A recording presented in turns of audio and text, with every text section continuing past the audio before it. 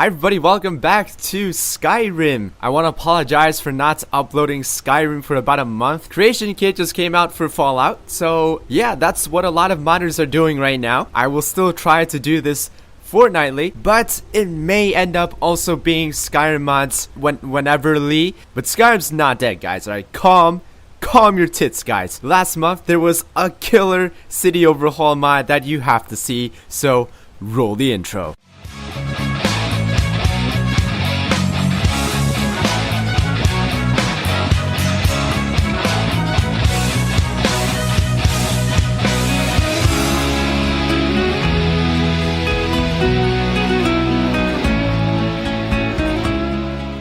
And this week's follower mod is Minerva, a high elf nightblade that you can find at the Four Shields Tavern in Dragon's Bridge. Minerva uses the female elf haughty voice. Really? That's wonderful. This is significant because nobody uses the female elf haughty voice, probably because nobody likes haughty female elves. Also because there simply isn't any vanilla dialogue lines for haughty female elves. He's actually used voice editing on vanilla lines to make it work, and boy does it work. She totally does not come off as a stuck-up arrogant hoe. She's actually insanely likable. She also has a very interesting dialogue choice. Yes, Minerva, please talk to me like we're married, even though we're totally not married and I'm totally married to Yusolda, but let's just play pretend. She'll never find out. And not only is she haughty, she's also a hottie.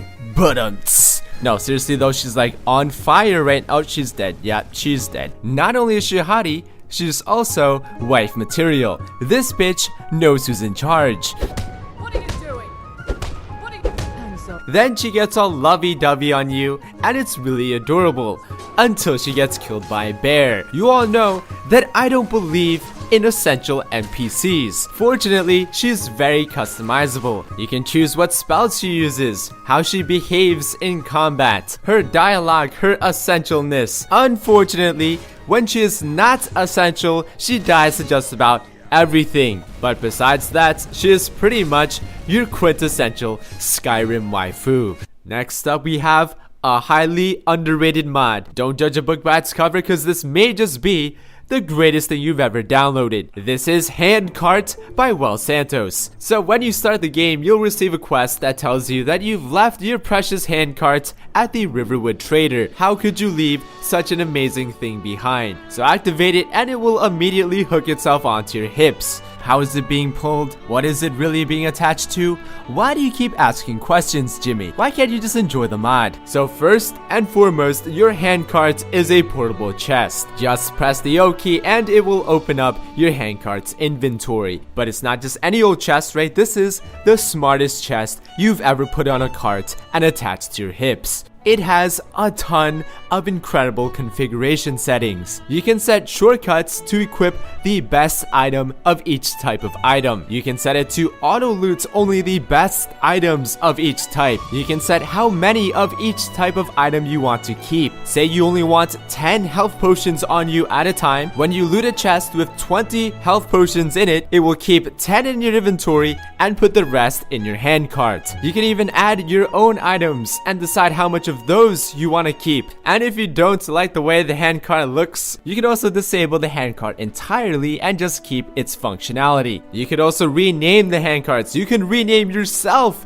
through the handcart's MCM menu. That's just how customizable everything is. Don't want to carry the handcart yourself? Why not give it to a follower? You can then go and customize the aggression of your follower when they have the handcarts on them. And if you thought that was the end of the handcarts functionality, then you must be a comedian, cause you're making me laugh. When you equip a weapon and you press an Alt key, I shit you not, it drops the cart vertically, and then you could use it as a stepping box to get to higher places. Well, that's gotta be it for all the handcart does, right? Wrong! The handcart can also be used as a skateboard down hills. You heard me right. When you jump on your handcart, it turns into a skateboard. It is actually a very fun and viable way to get from point A to point B by playing a skateboard minigame. The name of the game?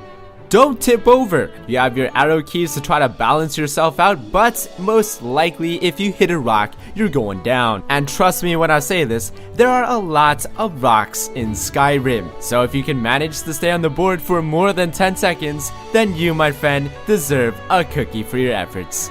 Or a big titty statue mod. It's up to you. Let's be real, guys. There are only 4 real cities in this game. Whiterun, Riften, Windhelm, Markarth, and Solitude.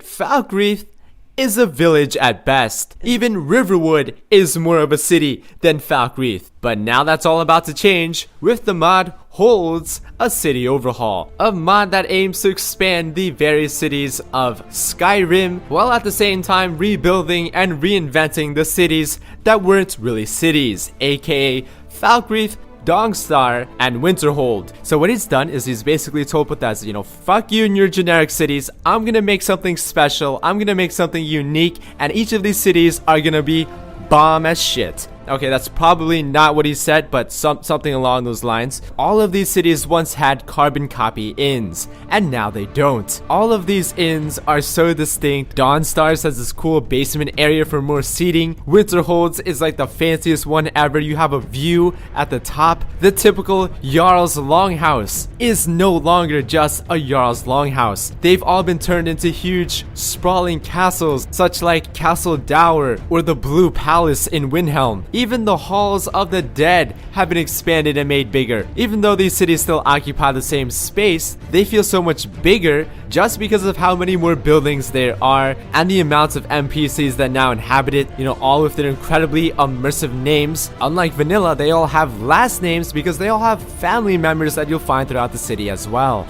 And Winterhold just got a ton more fancier and lore friendly, one that shows the results of the Great Collapse more so than I think the vanilla does. Dongstar looks like a serious port city and not just a bunch of huts on a beach like it used to look. And if you think about it, if he redid the entire city like this, he probably also had to redo the entire AI packages of the NPCs so that they could actually function in their new environment. It's crazy how in 4 years, nobody has ever done anything like this, to completely redo an entire city and to do 3 of them as well. I honestly can't imagine the amount of work that went into this, because it's not like these houses are empty and boring and basic. Every single building he added was detailed and distinct enough for me to actually want to go and explore all of them. Exploring these cities is an adventure, and it's a hell of a fun one.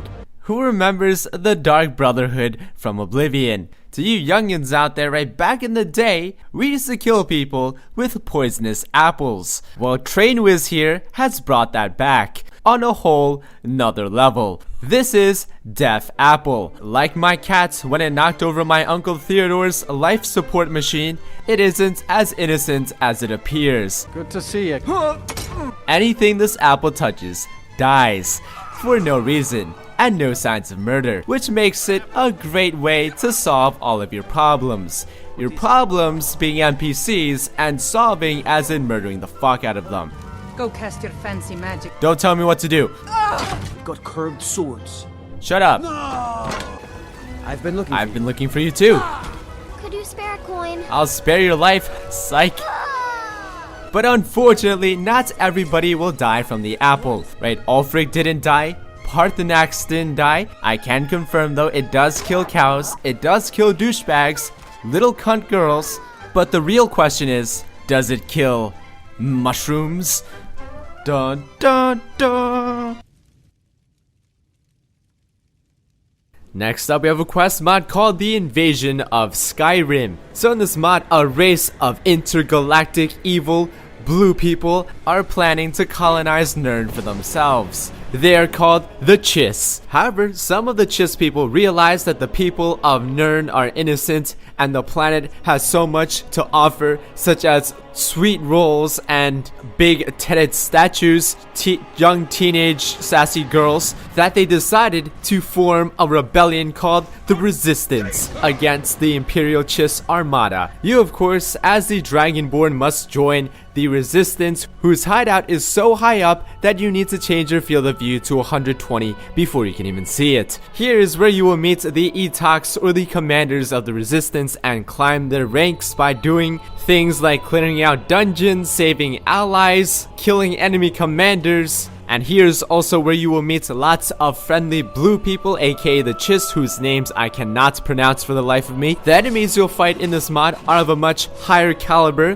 than most you'll find in Nern. And Pino, no, I'm gonna need that hunting bow and the bliss words. Thank you, Pino. I'm just kidding, guys. It's pretty easy. I just had to resurrect him. Huh? Get away from me! Bitch! The ultimate goal is to kill their general Thrawn, who has almost every single freedom you do as a player. He can interact with NPCs, and he is often traveling between towns with an armed escort of officers. This mod almost feels a lot like a second Civil War, except not the Stormcloaks and Imperials this time, but the Resistance and the Imperial Armada, which is actually a lot harder than the Imperial and Stormcloak conflict, since to me, these are all blue people. I can't even tell them apart. No racist. Downloading this mod will have a huge impact on your game, as there will now be blue people everywhere. The Chiss are basically attempting to destroy Nern from the inside by allying with the Stormcloaks. So at every hold, you'll even find a bunch of Chiss advisors everywhere, and it's the creepiest thing ever, and these are the creepiest people ever, but at least they brought their woman. I, for one, welcome our blue Chiss overlord woman. So yeah, if you're looking for a quest mod that's more than just a quest mod, something that feels like a huge conflict going on in the world, then the Invasion of Skyrim may be the mod for you.